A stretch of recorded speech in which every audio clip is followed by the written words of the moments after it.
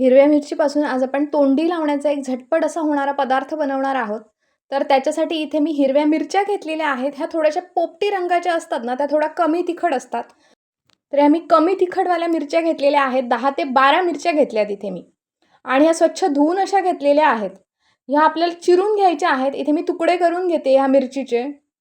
मिरच्या आपल्याला हव्या त्या आकारामध्ये आपण ठेवू शकतो. उभ्या ठेवल्यात तरी चालू शकतं थोडासा कच लावून.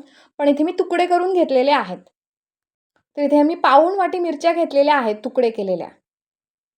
त्याच्यानंतर इथे मी पॅन ठेवलेला आहे गॅसवर आणि गॅस एकदम बारीक केलेला आहे आणि त्याच्यामध्ये हे मिरची जे आहे ते घालून घेते. तेल घातलेलं नाही आहे, नुसत्याच मिरच्या बारीक गॅसवर परतून घेणार आहे 2 मिनटं. 2 मिनटं परतून घेतल्यानंतर आतमध्ये मी इथे 2 चमचे तेल घालते आहे. शेंगदाण्याचं तेल वापरलेलं आहे मी आणि तेलावर व्यवस्थित अशा इथे परतून घेते आहे.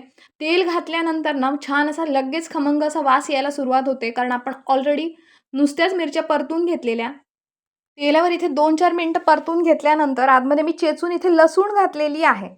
10 ते 12 पाकळ्या घेतलेल्या आहेत. छोट्या-छोट्याच पाकळ्या होत्या. तर ती लसूणसुद्धा मिरचीबरोबर छान अशी परतून घेणार आहे. त्याच्यानंतर इथे मी भाजलेलं शेंगदाण्याचं कूट घातलेलं आहे. हे पाववाटी कूट घातलेलं आहे. 4 चमचे कूट वापरलं तरी चालू शकतं. जे आपण चहाचे जे चमचे असतात ना, ते 4 चमचे कूट टाकायचं आतमध्ये आणि ते पण छान असं परतून घ्यायचं. त्याच्यानंतर आतमध्ये इथे मी पाव चमचा हळद पावडर घातलेली आहे. धण्याची पावडर घातलेली आहे पाव चमचा.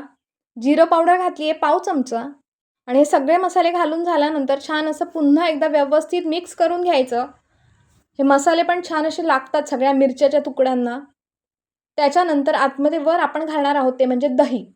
तर इथे मी चांगलं वाटीभर दही घेतलेलं आहे आणि हे जे दही आहे ना, ह्याच्यातलं मी पाणी काढून वगैरे असं टाकलेलं नाही आहे. जशाचं तसं दही घेतलेलं आहे आणि व्यवस्थित असं हे मिरच्यामध्ये मिक्स करून घेणार आहे दही. जसं जसं हे मिक्स होत जातं ना, तसं तसं ते पातळ होत जातं आणि हे आपल्याला छान असं उकळून घ्यायचं आहे. जसं जसं आपण शिजवत जातो ना, तसं तसं हे पाणी आपोआप आटत जाणार आहे आणि एकदम सुक्कं असं होणार. त्याच्यानंतर इथे मी चवीप्रमाणे मीठ घालून घेतलेलं आहे आणि इथे मी ओल्या नारळाचं जे खोबरं आहे ना, ते 2 चमचे भरून घातलेलं आहे आणि सगळं व्यवस्थित असं हे मिक्स करून घेते आहे. त्याच्यानंतर जे खोबरं आहे ना, तुम्हाला हवं असेल, आवडत असेल तर तुम्ही वापरलात तरी चालतं, नाही वापरलात तरी चालतं. मी इथे ओल्या नारळाचा वापर केलेला आहे.